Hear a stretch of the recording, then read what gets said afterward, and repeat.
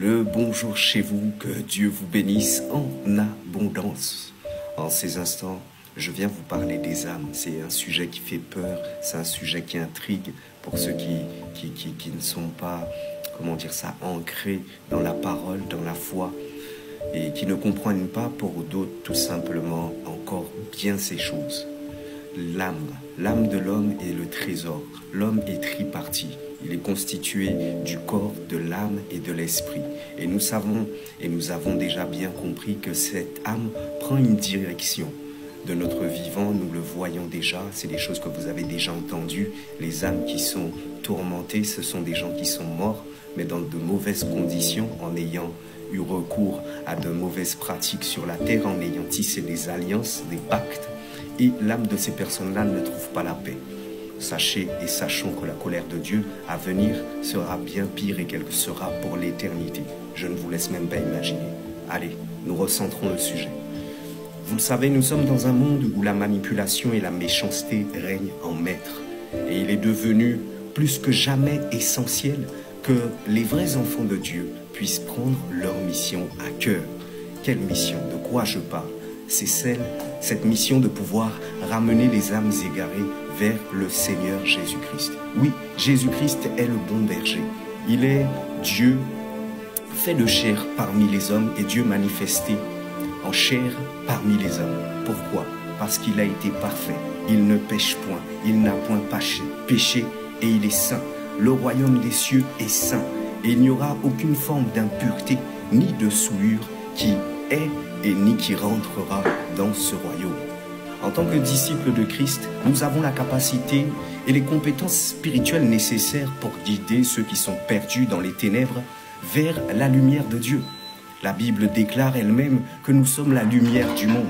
Il est écrit dans la Bible que Dieu désire que tous les hommes soient sauvés et qu'ils puissent parvenir à la connaissance de la vérité. C'est notre devoir en tant que chrétiens, en tant qu'enfants de Dieu, en tant que serviteurs de Dieu, de témoigner de la grâce et de l'amour de Dieu, de partager l'évangile avec ceux qui ne la connaissent pas et de les aider à trouver la paix et la plénitude par l'Esprit Saint de Christ. Oui, l'Esprit de Dieu. L'Esprit de Dieu peut conduire, peut remplir. Il est la source de toute bonté, de tout bienfait. Bien que parfois nous ne demandons pas certaines choses et que nous sommes combien même bénis, ce n'est que la grâce de Dieu.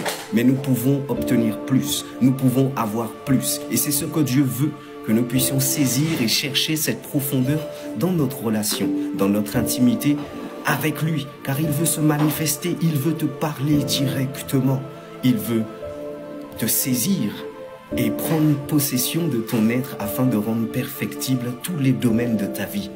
Nous vivons dans un monde où tant de personnes sont opprimées, tant de personnes souffrent, elles sont affligées. Et Dieu désire affranchir son peuple de toute forme de souffrance, de toute forme de captivité. Et il nous a choisis pour être ses instruments de délivrance.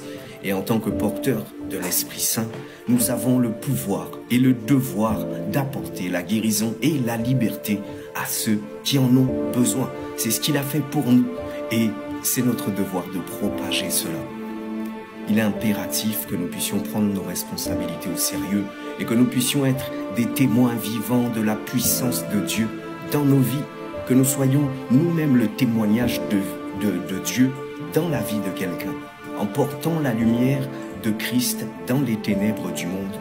C'est comme cela que nous pouvons et que nous pourrons faire la différence et que nous pourrons sauver des âmes pour l'éternité.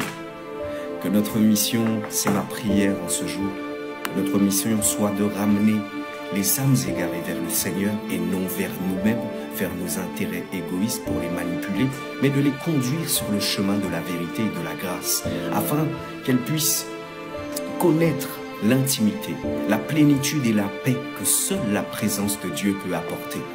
En tant qu'enfants de Dieu, en tant que véritables enfants de Dieu, que nous puissions être des instruments de bénédiction et de rédemption pour tous ceux et celles qui croisent et croiseront notre chemin. Mes chers bien-aimés, c'en est tout pour aujourd'hui.